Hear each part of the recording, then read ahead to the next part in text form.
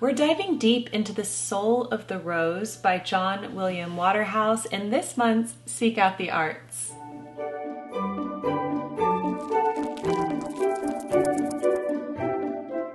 Hello everyone, Jennifer here, and welcome back to the Daily Connoisseur. So for February's Seek Out the Arts, I have a beautiful rose-themed episode for you. We're going to be looking at John William Waterhouse's The Soul of the Rose. This is based on a poem by Alfred Lord Tennyson called Maud, so we're going to be reading that poem. And for the musical selection, I have the most incredible performance of the flower duet that I have ever seen. So this is going to be a very romantic episode. Before we dive in, I'd like to thank the Chic Society, which is the private membership group here on YouTube. I do one vodcast every Friday. We also go live together once a month. We have an optional pen pal program, and there's so many other amazing perks in the Chic Society. I hope that you will consider joining.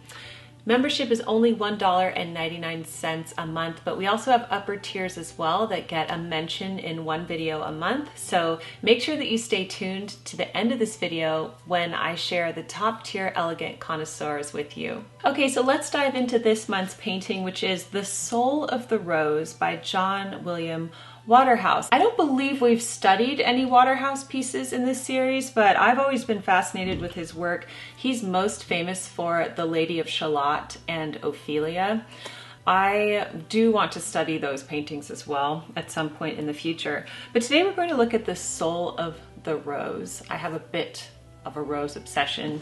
If you know me, I love roses. I love surrounding myself with roses, and I am one of those people that stops and smells the roses. So John William Waterhouse was a British painter, and he completed this painting in 1908. He did live abroad in Italy. In fact, I think he was born there, but he was an English painter and did eventually return to England. But he was definitely inspired by Italy when he created his classical compositions. He loved painting beautiful women, tragic, powerful women, and his work could be described as a combination of pre-Raphaelite genre and Impressionism. He was part of the Pre-Raphaelite Brotherhood, which was a group of young British artists. They formed this group in London in 1848. Some famous Pre-Raphaelites were John Everett Millais, who we have studied, William Holman Hunt, Edward Burne-Jones, Frederick George Stevens, and William Michael Rossetti. So they were against the Royal Academy's promotion of Raphael's work. They wanted to create art that was more realistic. So Waterhouse was a good combination of that realistic pre-Raphaelite and also leading more into the Impressionistic movement. All right, so let's look at this painting. We have a woman and she is stopping to smell the roses, but there's something more to this. Like, this is not just her casually sniffing a rose. There's like so much tension in this painting. And when I looked up the commentary, that's what everyone said. There is so much tension, there is sensuality, there is longing. To me, it does not look like she's merely smelling the rose. It almost looks like she's kissing the rose or an intimate conversation with the rose. She has one hand on the rose and one hand pushed against the wall. When I was looking through Waterhouse's work, I noticed that he paints a lot of women and walls. You know, women up against a wall, standing next to a wall, collapsed by a wall. There's a lot of walls, wall symbolism in his work. And I couldn't find this in any commentary on The Soul of the Rose, but I really do feel like the wall is significant, almost like a cage or a box.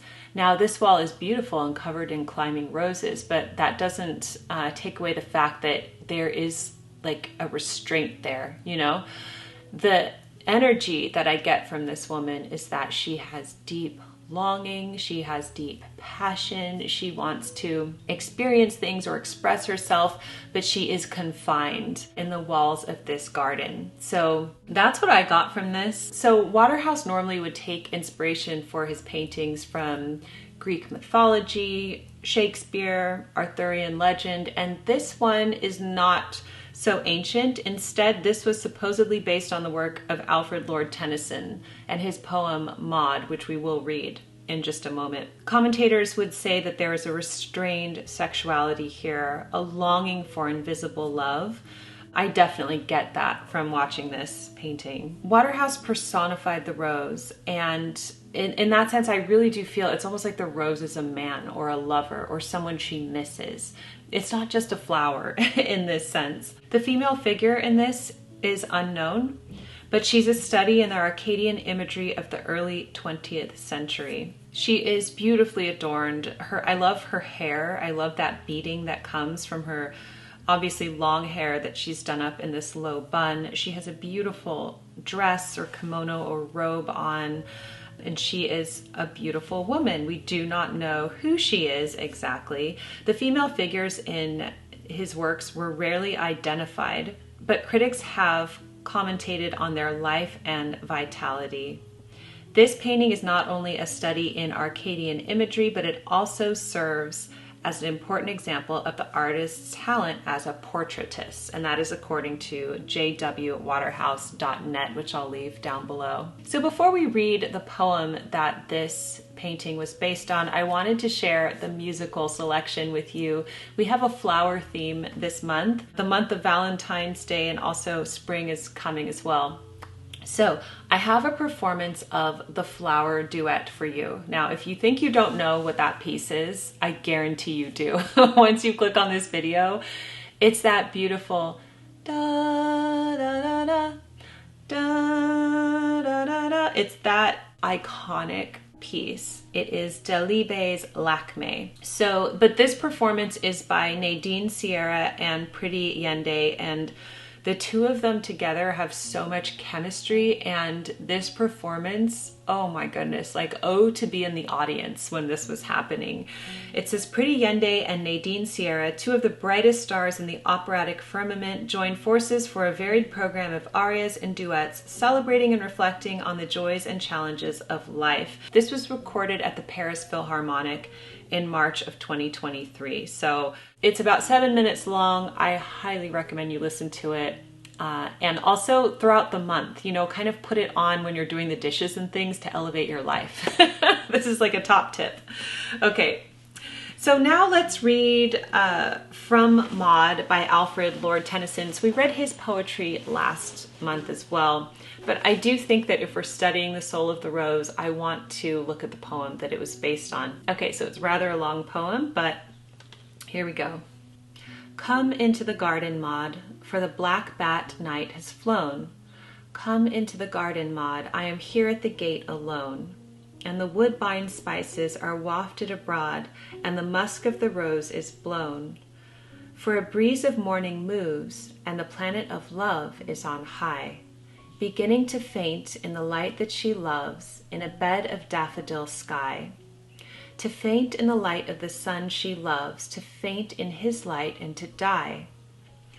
All night have the roses heard, the flute, violin, bassoon. All night has the casement jessamine stirred to the dancers dancing in tune, till a silence fell with the waking bird and a hush with the setting moon. I said to the lily, there is but one with whom she has heart to be gay. When will the dancers leave her alone? She is weary of dance and play. Now half to the setting moon are gone, and half to the rising day. Low on the sand and loud on the stone, the last wheel echoes away. I said to the rose, the brief night goes in babble and revel and wine. O young lord lover, what sighs are those for one that will never be thine? But mine, so I swear to the rose, forever and ever mine. And the soul of the rose went into my blood, and the music clashed in the hall. And long by the garden lake I stood, for I heard your rivulet fall. From the lake to the meadow and on to the wood, our wood that is dearer than all. From the meadow your walks have left so sweet, that whenever a March wind sighs, he sets the jewel print of your feet in violets blue as your eyes.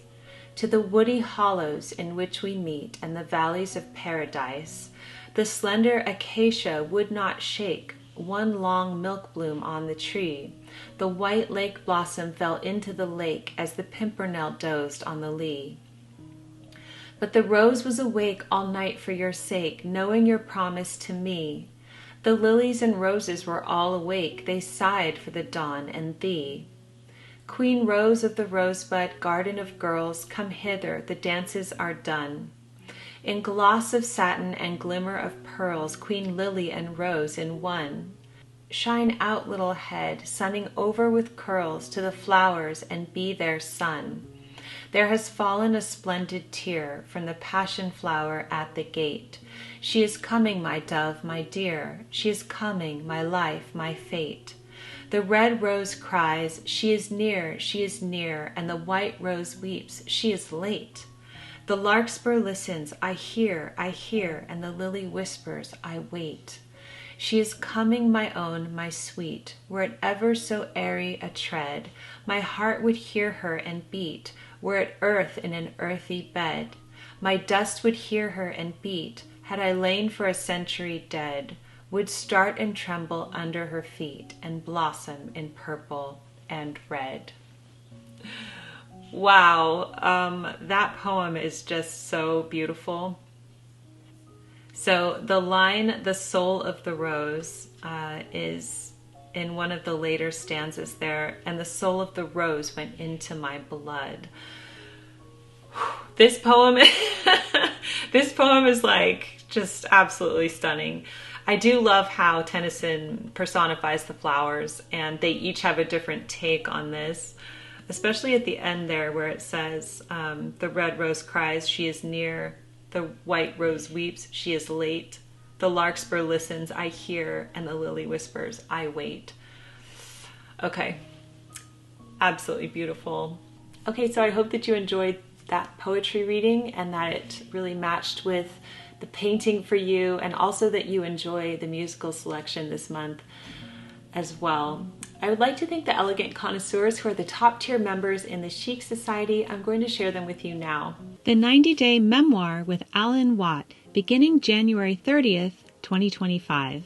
Jenny Williams from Carrot Top Paper Shop. The Elegant Eating Handbook, Timeless Strategies for Lasting Weight Loss and a Peaceful Relationship with Food by Elaine Brisebois. Guy Blaise, author of Love Like the French, A Guide to Better Romance and Relationships. Dr. Kate Philbin, transpersonal psychologist and professionally certified life and executive coach. Carrie Van Hooser, author of 'Tis the Season for Poetry. And thank you to the following: Catherine Ray, Ashley Craig Diaz, Heather Barrera, Gina K. Henry, Kate Holmes, Kelly Ruel, Linda Eckloff, Maria Condor, Nicole Brignol, Pamela B. Bartol, Royal Living by Jen Marie DeGiles, and Tina Hugao. Thank you so much for joining us for this month's episode of Seek Out the Arts. I hope that you enjoyed it. Take care, everyone, and I will see you in the next video. Goodbye.